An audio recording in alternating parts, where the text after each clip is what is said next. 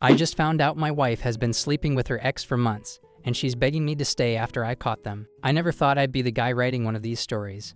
I'm 35 years old with a steady job, 2 kids, and a wife I thought I knew inside and out. We've been married for 7 years, and up until a few weeks ago, I genuinely believed we had a rock-solid marriage. Sure, we had our ups and downs, just like every other couple, but nothing ever felt serious enough to question our commitment to each other. Then, out of nowhere, it all came crashing down. I found out that my wife, Emily, someone I trusted more than anyone, has been sleeping with her ex-boyfriend for months. And the way I found out, it's the kind of moment that replays in your mind over and over, no matter how hard you try to forget. Emily is 33, and we built a life together that I thought was stable and happy. We have 2 young kids, a 5-year-old daughter named Lily, and a 3-year-old son named Jack. We live in a comfortable house in a suburban neighborhood, the kind of place where neighbors wave at you from their driveways and kids ride their bikes in the street. On the surface, everything looked perfect. Our friends would tell us how lucky we were, and I believed them. I thought we had it all, a strong marriage, beautiful children, and a future filled with plans. But beneath that picture-perfect exterior, there was something festering, something I never saw coming. Emily and I met in our mid-20s, back when life was all about fun and possibilities. She was outgoing, charismatic, and always the life of the party. I, on the other hand, was more reserved, the kind of guy who preferred a quiet night and over a big social event. But that's what I loved about Emily. She brought excitement and energy into my life. We balanced each other out perfectly, or so I thought. I admired her independence, her ability to maintain her friendships and her career even after we got married and started a family. I never felt the need to control her, never felt the need to check up on her. That was the foundation of our relationship, trust. And that trust made what I discovered all the more devastating. The cracks in our marriage weren't always obvious. Looking back now, I can see the little things that should raise red flags, but at the time, they just felt like normal bumps in the road. Emily had always stayed in touch with her ex, Brian. They dated all through college, and she told me that their relationship ended on good terms. We just grew apart, she'd say whenever his name came up. He wasn't ready for the kind of life I wanted. I never had a reason to doubt her. Brian was married too, and while I wasn't thrilled about the fact that they were still in contact, I figured it was harmless.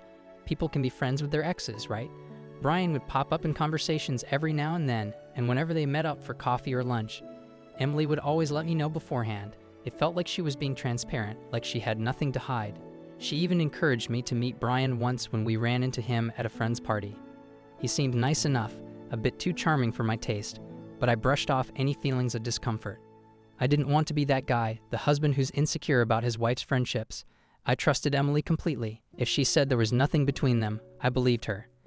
But then, about 6 months ago, things started to change. It wasn't anything dramatic at first, just small shifts in Emily's behavior that were easy to dismiss.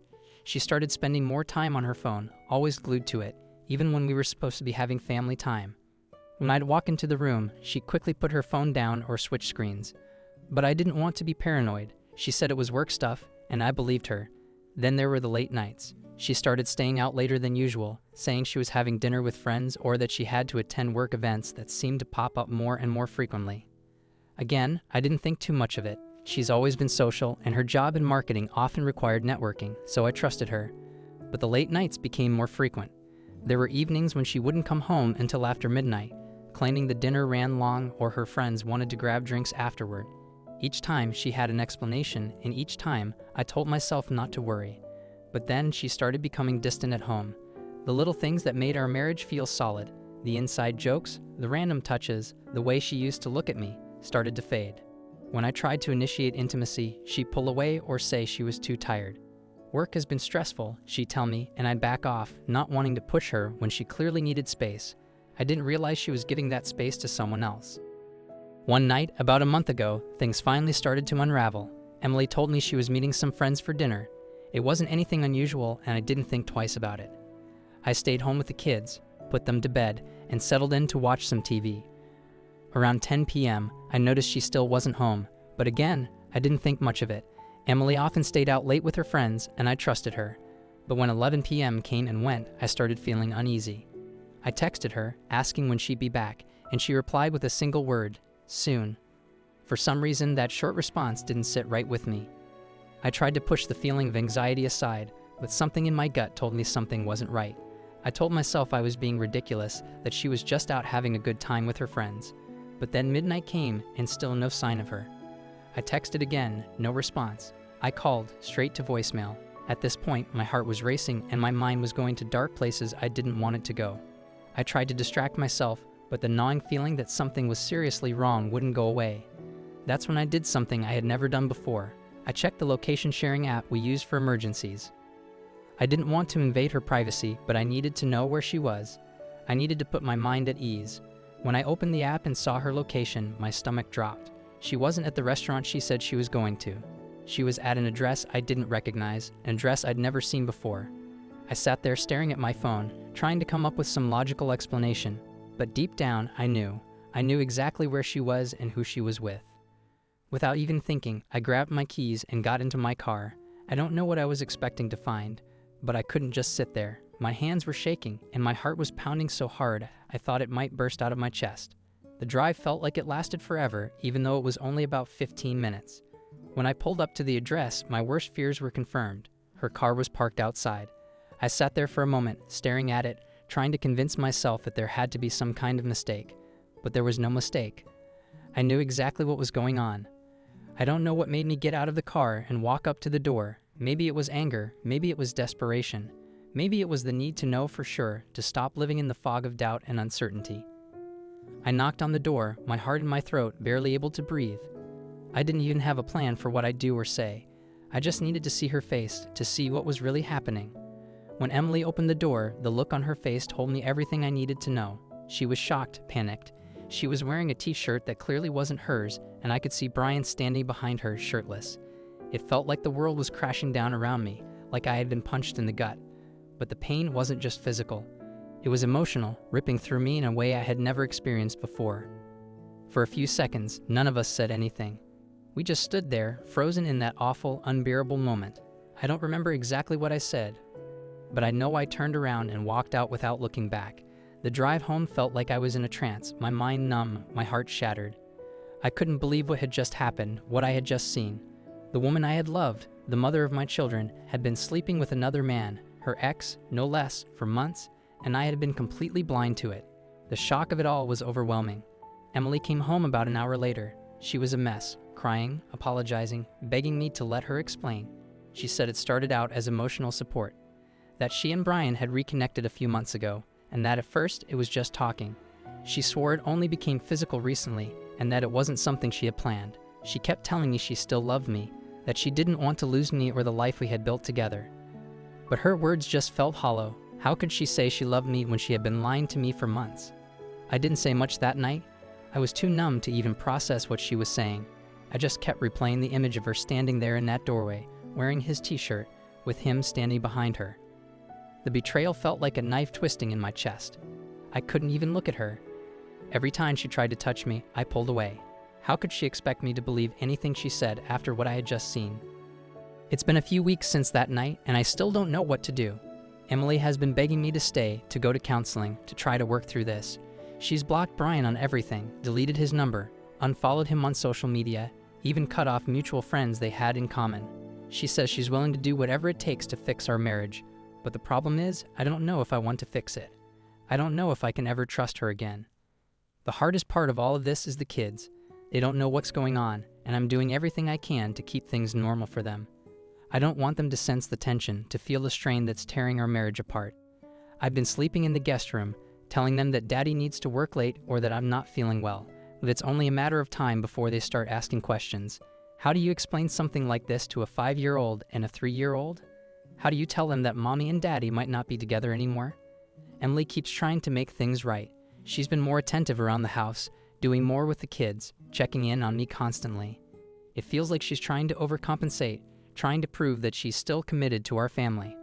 But every time I see her, all I can think about is her with him. The betrayal cuts so deep that I don't know if I'll ever be able to forgive her. I don't know if we can ever get back to the way things were before. My friends have been supportive, but they all have different opinions. Some tell me to leave, that there's no coming back from an affair like this. Others tell me to give her another chance, that people make mistakes, and that maybe with time we can rebuild what we've lost. I wish there was a clear answer, but there isn't. I feel like I'm stuck in limbo, trapped between wanting to save my family and knowing that things will never be the same. I've been thinking about therapy, both for myself and for us as a couple.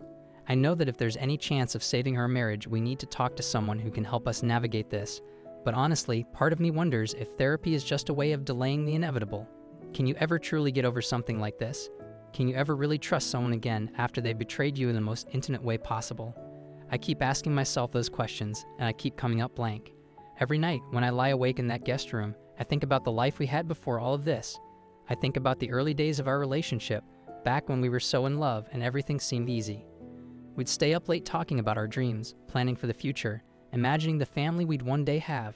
And now, all of that feels so far away, like it belongs to another couple, another life. I don't know if we can ever get back to that place. There are moments when I want to forgive her, when I think maybe we can work through this. Maybe with time, the anger and hurt will fade, and we can rebuild what we've lost.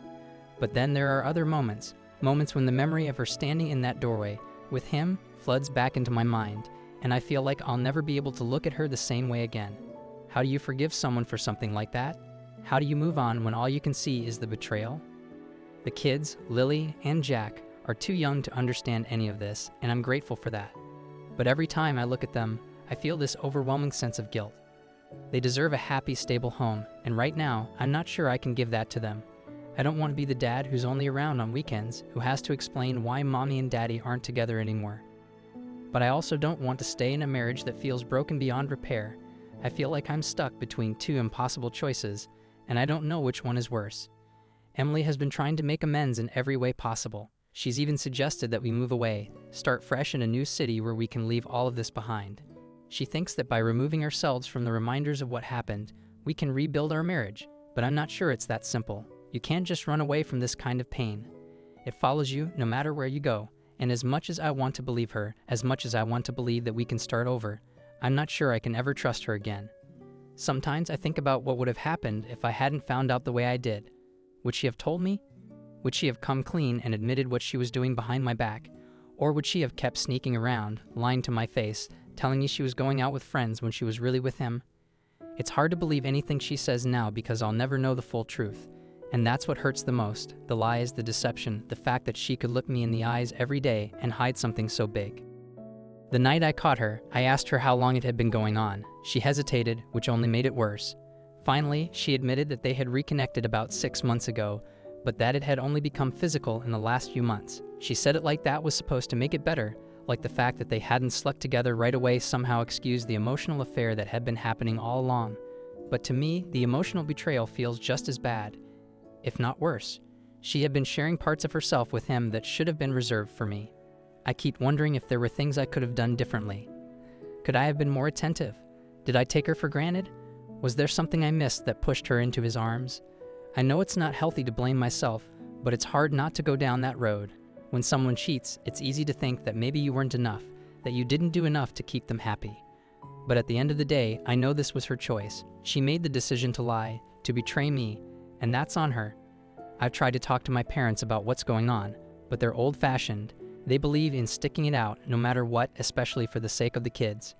My dad told me that every marriage goes through rough patches, and that this is just ours. But this doesn't feel like a rough patch. It feels like the end of something that was supposed to last forever.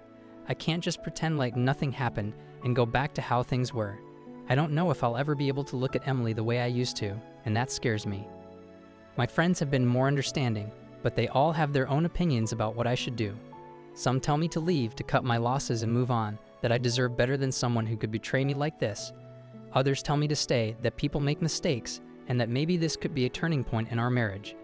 But none of them are living my life. None of them have to look at Emily every day and wonder what's real and what's been a lie. It's easy to give advice when you're on the outside looking in. It's a lot harder when you're the one living through it. I've been going back and forth on whether or not to try counseling. Part of me thinks it's the only way we can even attempt to move forward, to unpack everything that's happened and see if there's anything left to salvage. But another part of me thinks counseling is just a band-aid on a wound that's too deep to heal. I'm not sure if therapy can fix this. I'm not sure if anything can fix this. The trust we had is gone, and I don't know if we can ever rebuild it.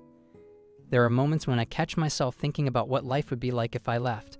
I picture myself moving into a small apartment, seeing the kids on weekends, trying to navigate a new life without Emily. It's terrifying. I don't want to be a part-time dad. I don't want to lose the family we've built. But at the same time, I don't know if I can stay in a marriage that feels like it's held together on nothing more than memories and obligations.